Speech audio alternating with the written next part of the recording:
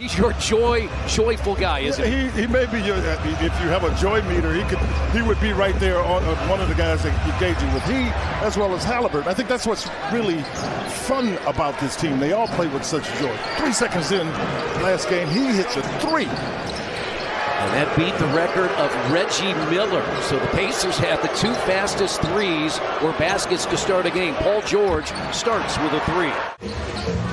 Halliburton had a 29-point game on Thursday. He goes inside off the glass. Size, quickness, gets him to the rim. Zubac lost it, tipped away by the Pacers. Turner goes inside and lays it in. That's one of his great strengths on defense, and now he's in the corner for a second 3. Two people blocking out Zubac, and all of a sudden the contact was lost, and he was able to get that offensive rebound. 4 second chance points early for the Clippers. They have the lead. Halliburton sets his feet, and Halliburton too strong out to Buddy. His 3. Perfect. He's not going to miss many of those. Halliburton goes inside, finds Nesmith. Catch, shoot, 3. Pacers get an offensive rebound. Buddy for 3. That's what good defenders do. They speed you up a little bit. Pacers in a little bit of a 2-2-1 zone. Now Morris in the lane, and he got it. And we're tied at 12. Feeding off of that game he played against the Cavs, but he's bringing some offense with him. Paul George has plenty of offense. He has 5. 7-time All-Star, 4 of those in an Indiana Pacers uniform. There's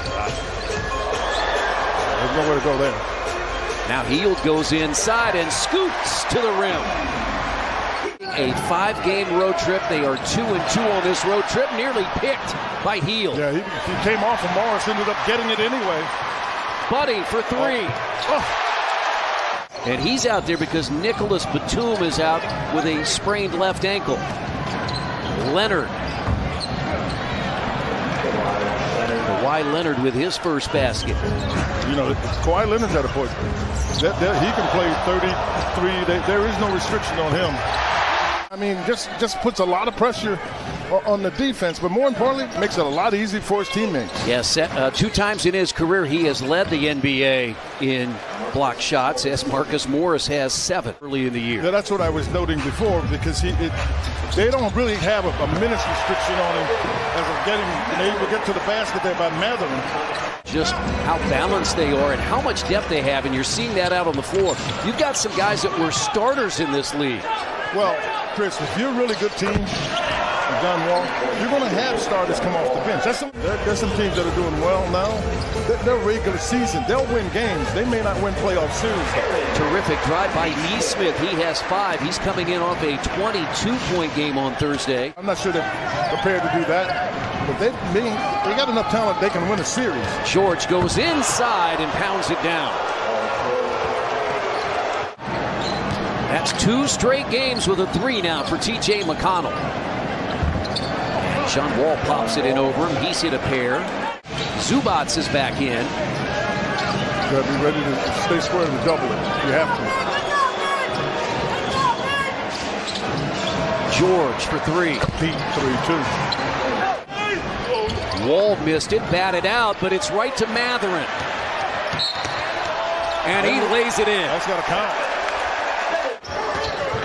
Reggie Jackson has come back in. This is what he'll do. That's what he does. Mathurin cut off by George. Benedict goes inside and scores over Zubac. 9 points for Benedict Mathurin, 7 in this quarter. George for 3. That's a 3rd for Paul George. He's now a career 38% three-point shooter. And that's Mathurin with a left hand. Yep, but it's Mathurin driving. 9-point Indiana lead, shooting 56% from the field. George raises up again. He's going to be more of a scorer, is what I think. But I understand your point. I think it's a valid point. At 6'4" and that strong, you would much rather see him get a, All of a sudden, the Clippers have cut that 12-point lead to 5. Yes, and they're trending toward finding some offensive rhythm, too. That's a tough shot. Really hard. Hield has 12. Mathurin has 11 to lead Indiana. Paul George has 17 for the Clippers. Marcus Morris Sr. joins George in double figures. He has 10. He can score a basket. He flattened the defense out, and nobody could recover. That's a 3 miss, Yeah. but the Pacers got it back. Oh, what a good job. Let's come back in because Paul George picked up his second foul. Oh, tough play. Miles reached for that one, partner. If you would say there's one key to the second half, what would it be? Yeah, I would say leverage. Our leverage on both ends of the floor. We like to play an up-tempo game, and we got to get stops to be able to run in transition. Pacers have a 12-point lead with the ball. Good start here. Turner catches. Take your time. Yes, sir. Make him pay. Too little. Too little. His brother, Markieff, is a good player, but Marcus is the better. I think he's a better player, yeah. He's taking this. Because he's got Nembhard on him. He's taking that. The Clippers are. They were much more attention. Nesmith out to Turner. Here's the 3. Well, that was kind of a rescue play. Yes. Earlier in the clock, so you have guys that can get a really comfortable look. Miles Turner has 20. And Leonard on the baseline, counted, and a foul.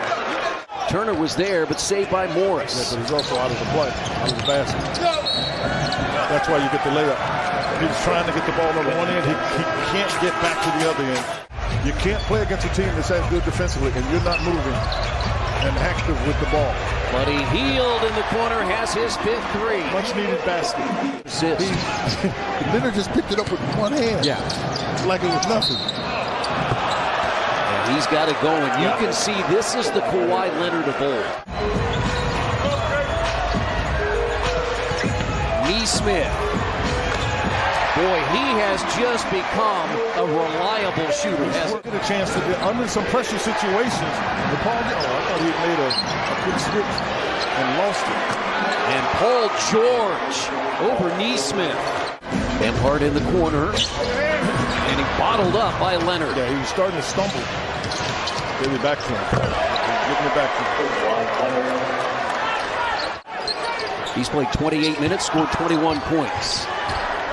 He's out there with the second unit. McConnell goes inside and scores. Nice. Leonard sets the screen. Yeah, but he set the screen, and that's a nice switch. Now they've got it. Leonard steps out for 3. Wow, what a quarter for Kawhi Leonard. That's good read there by McConnell. Lazy pass by Kennard, but it has to be part of the culture I think the Pacers are developing. There's only way to go to the basket. That's a tactic, as though there's going to be some contact, because there will be contact. They've won 6 of 7 in the series, including the game in L.A. in November. Nesmith. That's a good move. Really good move. John Wall cannot move anymore, Chris. Double. There you go.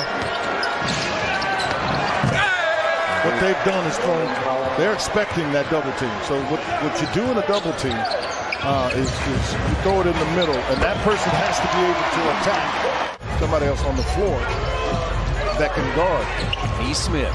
Nice stop. Really good play. Recognize he'd have charged otherwise. No. Jackson just stop that one. Don't give it up. Yeah, don't give it up. You don't hear the whistle, keep playing.